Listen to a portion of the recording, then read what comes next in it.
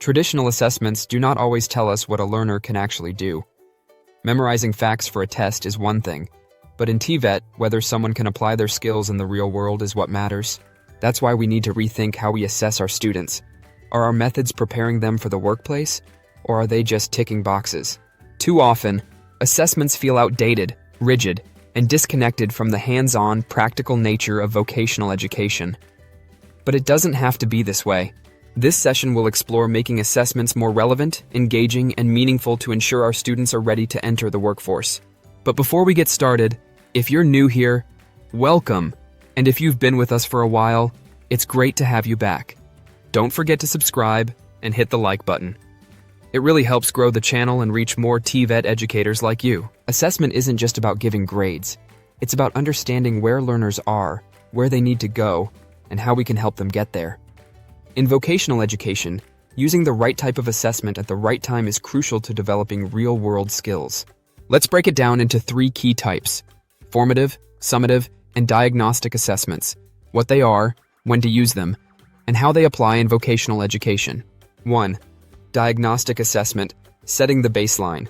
Before training begins, we must understand a learner's existing knowledge, skills, and gaps. This helps tailor instruction to their needs. When to use it, at the beginning of a course or training program. When a learner transitions from one level of education to another, to identify strengths and areas needing improvement. Example, a welding instructor might start a course by asking students to complete a basic weld. This allows the instructor to assess their starting skill level and adjust the training accordingly. 2.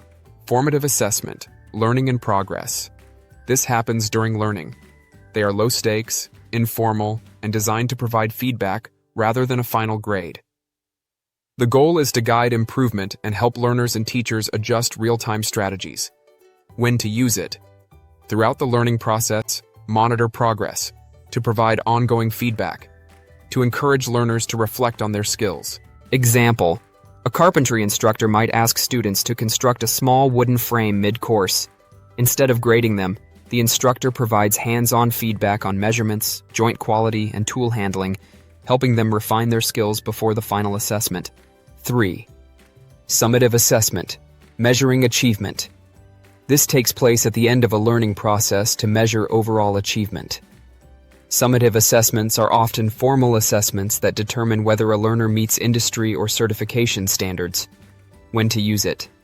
At the end of a course, module, or training program. For certification or qualification purposes. To assess competence in real-world tasks. Example, an automotive training program may require students to perform a full vehicle service under exam conditions to demonstrate their ability to work independently. Their performance is graded based on industry standards. Why different assessments matter. Each assessment type serves a different purpose in the learning process. For example, diagnostic assessments ensures that training starts at the right level. Formative assessments supports ongoing improvement and skill development. Summative assessments verify that learners are job-ready and meet industry requirements. When used together, these assessments create a balanced learning journey, helping learners develop their skills progressively while ensuring they meet real-world competency standards. Assessments are more than just measuring student performance. They shape how students learn and apply their skills. In TVET, assessments must be practical, relevant, and aligned with industry standards to ensure learners are job-ready. Let's break down the key principles of effective assessment design and explore how AI can enhance the process. Key principles of assessment design include validity. It measures what it is supposed to measure. A multiple-choice quiz isn't enough to assess a learner's ability to operate machinery. You need a practical test. Reliability.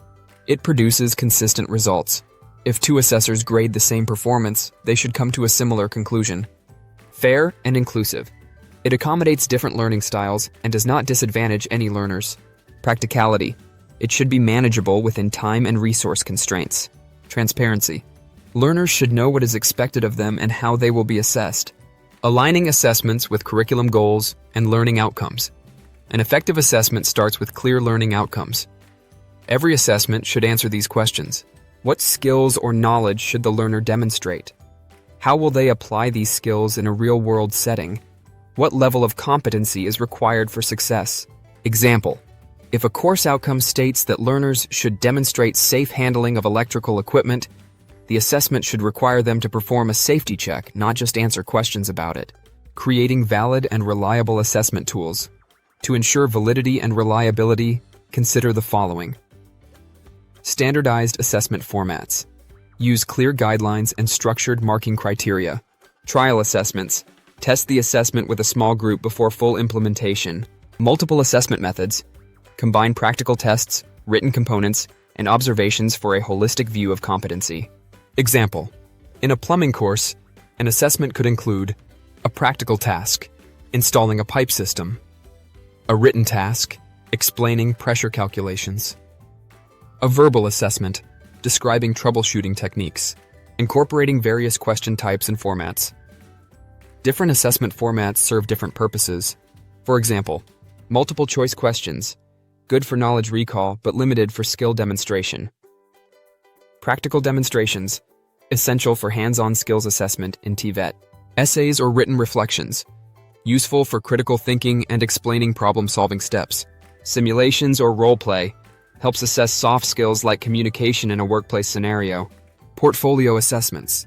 Learners compile evidence of skills over time, such as photographs, project reports, and supervisor feedback.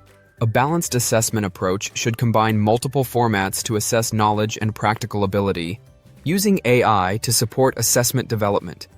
AI tools like ChatGPT, Claude, and others can help educators create effective and engaging assessments. AI can generate multiple choice questions based on curriculum content, provide case studies and scenarios for practical assessments, suggest personalized feedback based on student performance, help design rubrics for grading assessments consistently. Example AI prompt for assessment development. Generate 5 practical assessment tasks for a welding course at NQF Level 4, focusing on safety procedures, material selection, and welding techniques. Include marking criteria. This saves educators time and ensures alignment with learning outcomes and competency-based training. Developing clear marking criteria and rubrics. A well-defined rubric ensures consistency in grading and helps learners understand expectations. A rubric should include criteria. What is being assessed? For example, accuracy, technique, safety. Performance. Levels of competency. For example, excellent, good, needs improvement. Descriptors. Clear explanations of what each level looks like. Example. In a carpentry practical task. Measurement accuracy. All measurements within 1 millimeter, excellent. Minor errors, between 1 to 3 millimeters, good. Significant errors, more than 3 millimeter, needs improvement. Joint quality, secure, no gaps, excellent. Small gaps but functional, good. Loose, poorly aligned, needs improvement. Tool safety, used all tools safely, excellent. Had minor safety lapses, good. And had significant safety concerns, needs improvement. A rubric ensures fair grading and provides constructive feedback to learners. Designing effective assessments in TVET requires a practical approach, alignment with learning outcomes, and clear evaluation criteria. Educators can streamline assessment design by incorporating AI tools and structured rubrics while ensuring valid, reliable, and competency-based evaluations.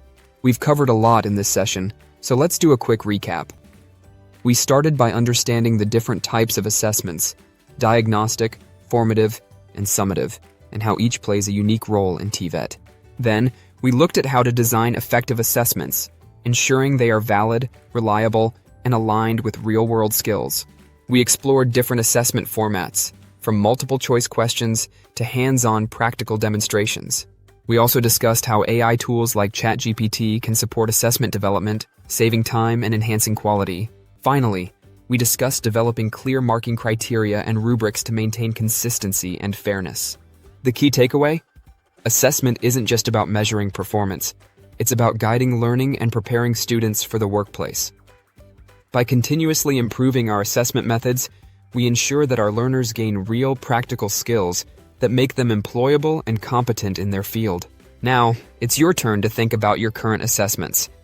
How can you refine them to support your students better? Start small, experiment with new methods, and see what works best in your teaching environment.